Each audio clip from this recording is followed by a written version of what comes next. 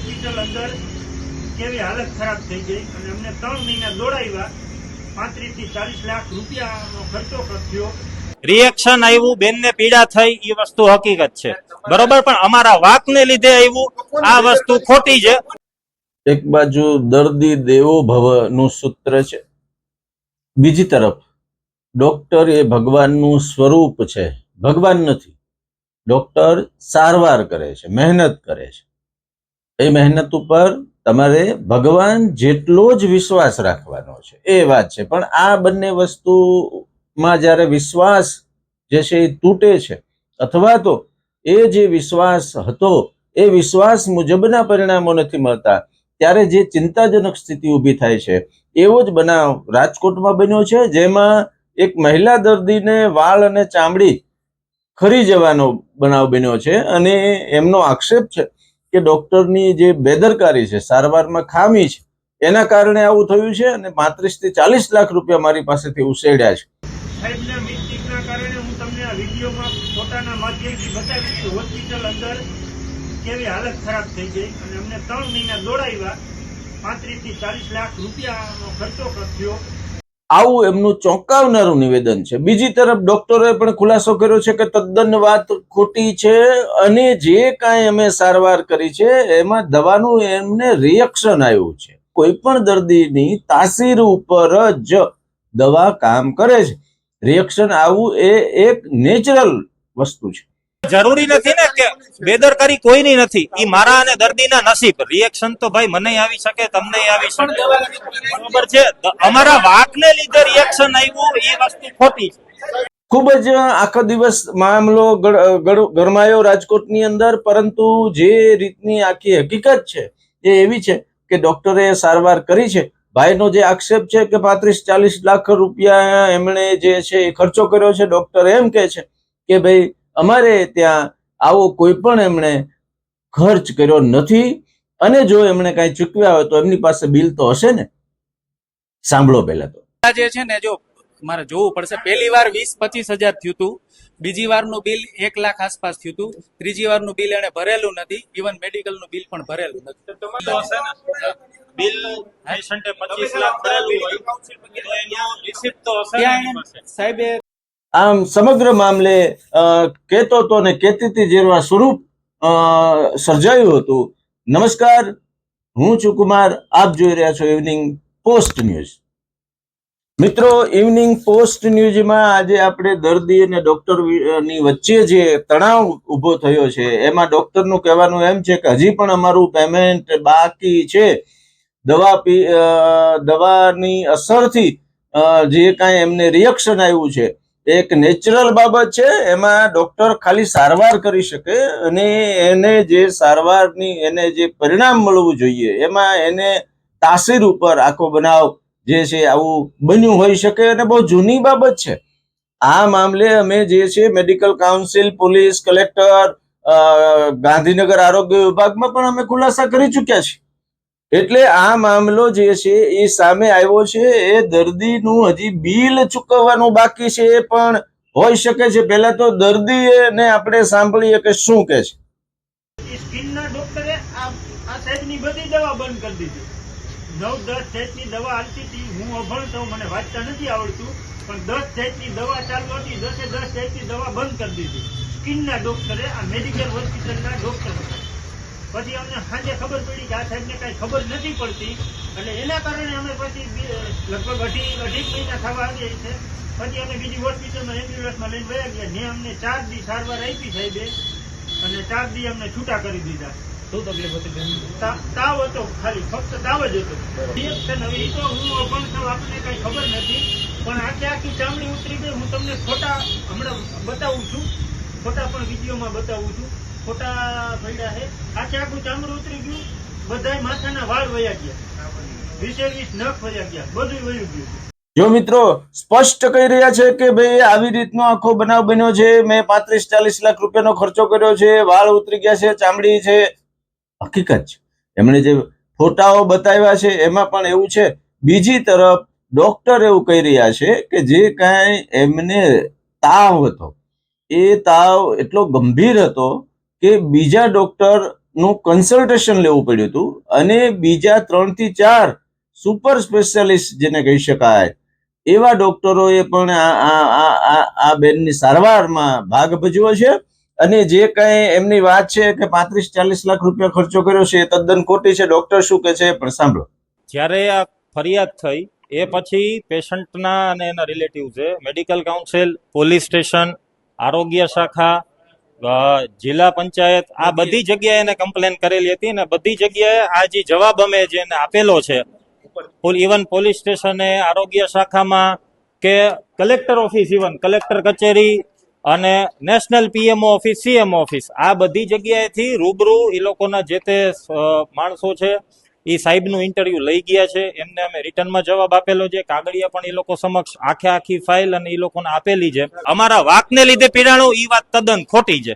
બરોબર, જે જરૂરી નથી ને કે બેદરકારી કોઈની નથી, એ મારા અને દર્દીના નસીબ. રિએક્શન તો ભાઈ મને આવી શકે, તમને આવી શકે, બરોબર છે. અમારા વાકને લીધે રિએક્શન આવ્યું એ વસ્તુ ખોટી છે. જો અમે પેલી વસ્તુ રિએક્શન આવ્યું, બેનને પીડા થઈ એ વસ્તુ હકીકત છે, બરોબર, પણ અમારા વાકને લીધે આવ્યું આ વસ્તુ ખોટી છે. જો દવાથી રિએક્શન આવવું એ બોડીની તાસીર ઉપર હોય. એમને એક ઓલું કહેવાય ને કે MTCD એટલે એને વાનો એક રિપોર્ટ પોઝિટિવ આવ્યો. એ લોકોને સામેથી અમે 2 વાર કીધું હતું કે જટિલ વસ્તુ જે આપણે જેટલા ઓપિનિયન લેવા પડશે એટલા લેશું. અમદાવાદી નહોતા જતા તો અમે સામેથી કીધું કે ભાઈ આપણે અમદાવાદ ઓપિનિયન લઈએ. બીજી વસ્તુ, પેશન્ટના સગા છે જે અમુક તો એના જેવું છે કે અમારા સગા છે, એના સગા પોતે એમ કે છે કે ના ભાઈ આ લોકો ઓલું કરે છે. હવે જે વસ્તુ મારે ના બોલવી જોઈએ કેવું પડે. પેશન્ટના હસબન્ડ છે એ દારૂ પીને અમને ફોન કરીને ધમકાવે છે. આ તો ઓલું કહેવાય કે અમારી પાસે રેકોર્ડિંગ નથી એટલે એ મારો વાક, બરોબર. ઈ અમે તો બિલ માંગ્યું ઈ એને પ્રોબ્લેમ હતો. સમગ્ર મામલે દિવસભર ઉહાપોહ બાદ ડોક્ટરના ક્લિયરિફિકેશન પછી એટલું તો સ્પષ્ટ થયું હતું કે આ જે આગ છે એ બહુ લાંબા સમય પહેલા લાગેલી હતી અને અત્યારે ફરી વખત ધુમાડો કરી અને કંઈક ગૂંચવણ સર્જવા માટે પ્રયત્ન થયો હોય એવું આ બનાવથી સાંજે જ્યારે બધા ક્લિયરિફિકેશન આવી ગયા ત્યારે એવું લાગે છે. એટલે એવું કહી શકાય કે દર્દી જે છે એ ભગવાન, દર્દી દેવો ભવ, પણ ડોક્ટર છે એ ભગવાનનું સ્વરૂપ છે. ભગવાન નથી, એ મહેનત કરે અને જો એમાં એની સફળતા ન મળે તો એમાં ડોક્ટરની બેદરકારી ગણવી એ યોગ્ય તો ન જ કહેવાય.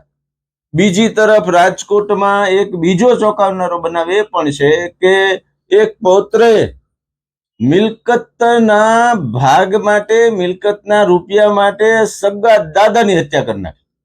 બનાવને જે છે એ પડી ગયા છે, વાગી ગયું છે, અચાનક કુદરતી રીતે પડ્યા અને એમનું મૃત્યુ થયું છે એવું બતાવવા પ્રયત્ન કર્યો, પણ રાજકોટ પોલીસે આ સંદર્ભે ગહન તપાસ કરી. પરિવારજનોની પણ આશંકા હતી અને પોસ્ટમોર્ટમ કરાયું. બોથડ પદાર્થનો ઘા માથાના પાછળના ભાગે માર્યાનું ખુલ્યું.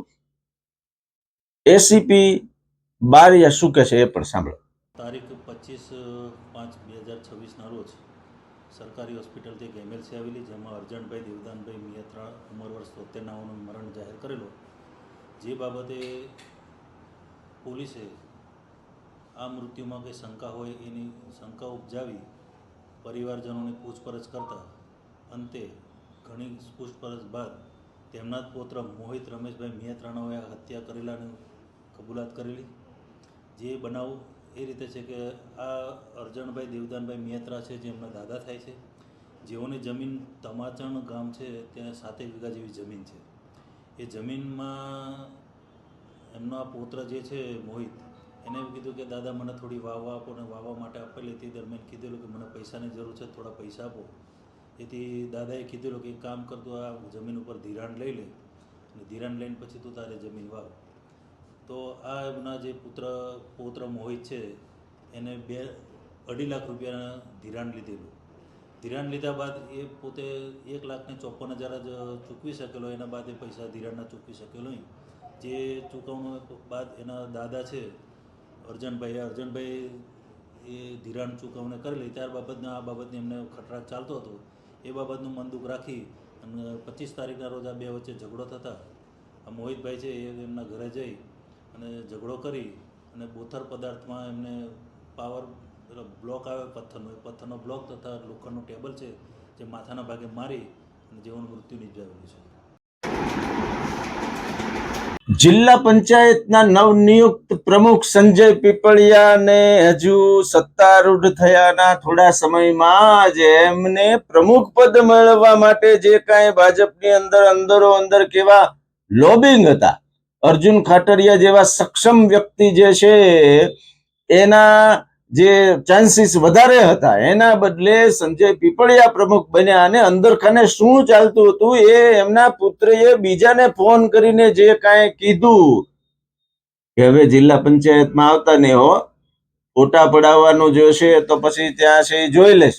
રાજકારણના આવા રંગઢંગ જે છે એ પણ હજુ કાલે નહીં ને પરમ દિવસે એટલે કે 28મીએ રાજકોટના મેયર, સ્ટેન્ડિંગ ચેરમેન જેવી પ્રતિષ્ઠિત પોસ્ટ ઉપરના જે નામ છે એ અત્યારે એમ કહી શકાય કે ભર્યા નાળિયેર જેવી સ્થિતિ છે.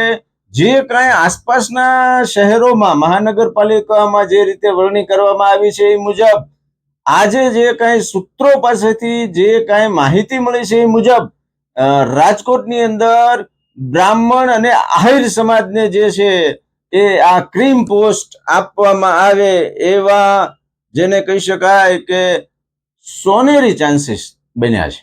જો કે આ મામલે હજુ કોઈ મગનું નામ મરી પાડે એવું લાગતું નથી, પરંતુ જે રીતે આસપાસના જિલ્લાઓમાં અને રાજકોટ જિલ્લાઓમાં જે પ્રતિનિધિત્વ આપવામાં આવ્યું છે એના ઉપરથી એટલું લાગે છે કે રાજકોટ શહેરમાં બ્રાહ્મણ અને આહિર જે છે એ જ્ઞાતિઓને મલાઈદાર પોસ્ટ આપવામાં આવે તો ના નહીં.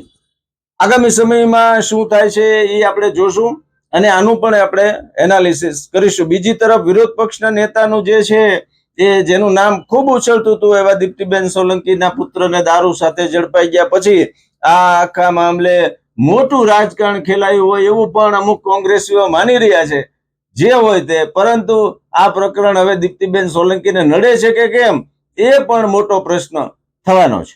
તો મિત્રો, આ હતા આજના ઇવનિંગ પોસ્ટ ન્યૂઝ, જેમાં આપણે જોયું કે ડોક્ટર અને દર્દી વચ્ચેનો જે આખો મામલો છે એ એક પૌત્રે દાદાની કરેલી હત્યા છે અને રાજકારણની અંદર પદ મળ્યા પછી કેવો પાવર આવે છે અને પ્રતિષ્ઠિત એવા પદની મળ્યા પછી જે રીતનું આખા લોકોનું જે એને કહી શકાય ને એનું વ્યક્તિત્વ બદલાઈ જાય છે એવું પણ આપણે જોયું. ઇવનિંગ પોસ્ટ ન્યૂઝમાં આજે એટલું જ. આભાર.